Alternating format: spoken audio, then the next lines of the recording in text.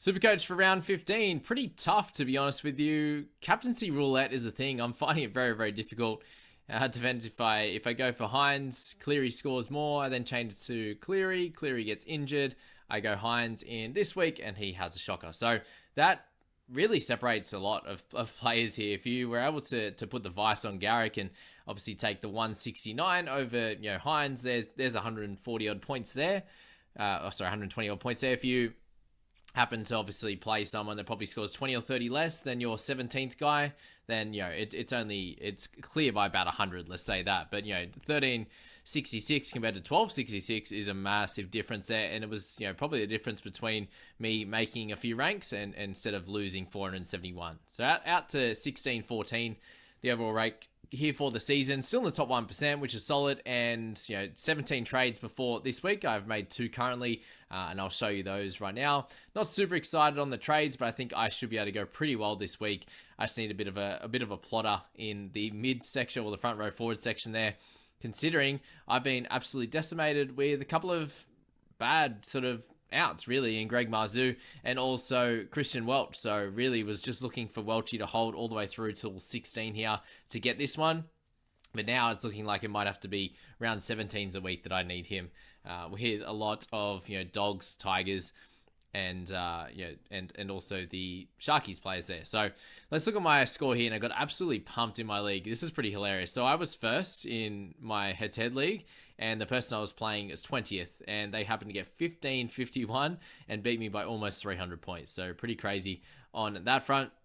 Started really well. Buller with the 95 and Horsburgh there 70. Tarpany not that great, but most people have him in the top 1,000, top 5,000 anyway. Ruben Garrick with the 169, obviously, but most people had him as well. It then got pretty bad. Jeremy Marshall King with his AC joint injury, unfortunately, held him through last week and really needed him in round 14 to score well, considering I had to take an AE, which didn't work out great there with Murdoch Masilla. And then a 17 this week killed the week as well. So Jeremy Marshall King not great there with the 17. We had Alex Johnson, who ended up playing for 28. Could have got an extra 30 with someone like Welch, but the upside of Johnson, you think that the Bunnies would have played a little bit better anyway in this game. Greg Marzou, the 49, and then he doesn't make the team bus, and he's out this week. So looks like he'll have to, unfortunately, be traded. I need someone who's definitely going to be here next week. I want to get Callum Ponga in my team, basically. Is the upside guy this week, I think, is Ponga, mixed in with guys like Nico Hines, obviously, as well. And we'll have a look at my squad in a second. But, Greg, really annoying, frustrating. Doesn't play in 19, which is obviously annoying as well. So I have a lot of good center wings and is the main reason why I'm selling him. Otherwise, I think he is easy to hold at the same time. Manu brought him in, and he has not done great since I traded from Dylan Brown to him, but 51 there. Not the worst thing in the world, but him at fullback, I think, is a different prospect, and he's a very good vice-captain option this week. Nico Hines is captain, the 43 times 2. Yay.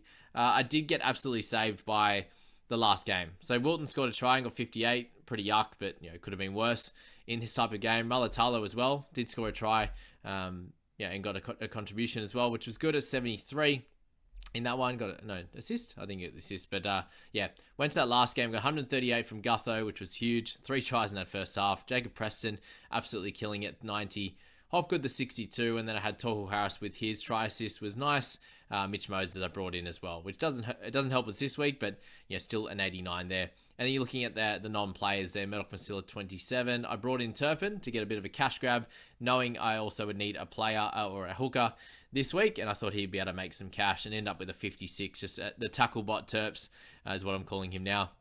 Welch the 58, Alamotti 60, and then Ockenball the 45, making a little bit more cash, but not great, to be honest with you. For owners, he hasn't really played well the last 2 weeks, and the weeks before that, he was pretty good. So, that's where we're at. Obviously, a bunch of good scores on the bench there, and a few shockers in the starting side. So, let's move to my squad now, and we'll discuss a couple of those potential buys. In the hooking position, there's not a lot here, guys, isn't it? It's Turpin as a potential option this week. Robson is gone. Cook's gone. Grant's gone as well. Jeremy Marshall King won't be there. So there's not a lot. There's Jake Simpkin. You can bring him in, but do you want to be stuck with a cheaper guy in sort of 3 or 4 weeks when Appy does come back?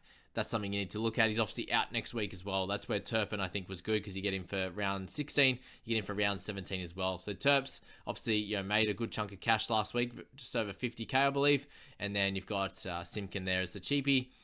Someone like Tanner Boyd's obviously an interesting one next week. If he can continue to get the odd try assist, kick good goals, then he's a guy to look at as well.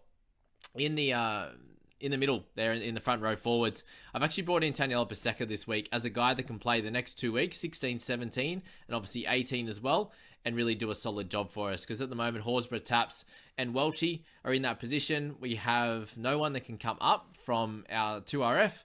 That's Tohu Harris that can come up, but he's not playing. So I think Paseka is the best option at the moment, hitting a 60 pretty regularly. So if we can get a 60 out of him in this week, and obviously in round 17 as well, then that's great. The main reason he's coming into the team, guys, is to cover a role.